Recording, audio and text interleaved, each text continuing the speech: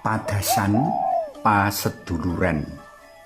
Panglimbang 5 menit dina Minggu lumrah kaping 13 tanggal 28 Juni taun 2026 kapetik saka Injil Matius bab 10 ayat 37 tekan ayat 42.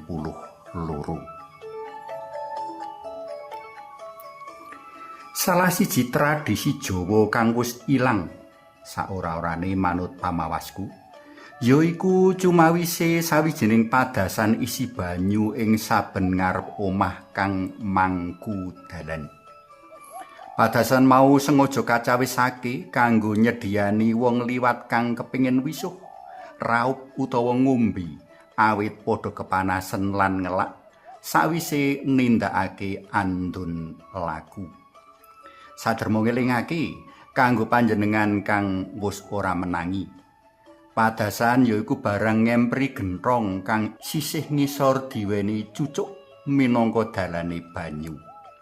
Sapa kang butuh banyu karindudut sumpel cucuk. Banyu kang mancur bisa katadhahi nganggo epek-epek kang katelangkupake njur kaombe, kanggo raup utawa kari mapakake delamaan sikil ing ngisor pancuran. Para tresna pelem kinasih, paseduluran wong Jawa kapratelakake kanthi prasaja nanging banget piguna aweh banyu. Gegambaran ing pratelan cecala kober kemliwering pikiranku rikala nglelimbang waosan dina iki. Gusti Yesus sing waosan dina iki uga medhar piwulang banget prasaja ananging banget jero lan luhur maknane. Wedharan mau unine sapa kang aweh banyu secangkir wae marang salah sawijining wong cilik merga dheweke muridku, saktemene dheweke ora kelangan opahe. Sabtu dalem Gusti iki bisa kategesake menawa kanggo gawe renaning penggali dalem Gusti ora kudu nindakake perkara-perkara gedhe ngedapi-dapi. Perkara-perkara cilik prasaja umpamane aweh ngombe sauger katindakake kanthi kebaing katresnan lan katulusaning ati bakal ngawuhake opah ing swarga. Aku dadi eling marang semboyan 5S kang lumaku ing lembaga-lembaga penyedia jasa kepara ing sekolah-sekolah uga kawulang kakulinakake.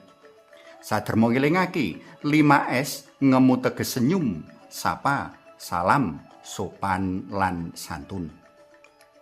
Es manis kang tulus kejaba ndadekake atine liyan adem nanging uga bisa nyuwerake swasana kang kekes. Sapa aruh kang semanak kejaba ndadekake wong kerasan uga ngrumaketake paseduluran. Salaman kang penuh hormat kejaba piguna kanggo wong keliyan nanging uga nuwuhake katentreman lan karukunan. Sikap sopan lembah manah kejaba nekakake kapercayan saka liyan nanging uga mangun swasana paseduluran kang kenthel. Pekasan, sikap santun utawa alusing budi manjurung wong leladi sak penuh ati. Pangaji Kristiane ing semboyan 5S mapan ana tresna asih kang nglandhesi sikap-sikap mau. Dadi ora amarga pengin kaajeni, pengin langgeng tandang gawe lan sak piturute wong macak 5S ananging sikap mau pancen wis kajiwa kasalira alias mendarah daging. Saka 5S bisa meranak dadi 5T, tanggap, telaten, taberi, temuwa utawa duwe sifat tuwa diwasa. Para tresna pelem kinasih, banyu adem saka padasan paseduluran bisa kasiramake liwat adem jenjeme 5S lan 5T kang katindakake ora amung sekedar abang-abang lambe utawa renggan awak. Pepudian pring Gusti bisa kaunjukake liwat tumindak apa wae kang cilik lan prasaja, linandhesan tresna lan asih. Apa panjenengan uga nemokake semboyan-semboyan liya kang rikala kadhasari paugeran tresna tintresnan bisa dadi srana paseksen iman kapitayan marang pepadha.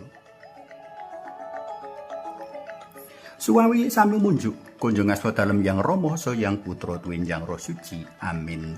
Mugi nurna yang Rama yang putra tuwin yang Roh Suci kados sing mlebu sakmenika sarta ing sak lami-laminipun. Amin. Kunjung asma dalem yang Rama so yang putra tuwin yang Roh Suci. Amin.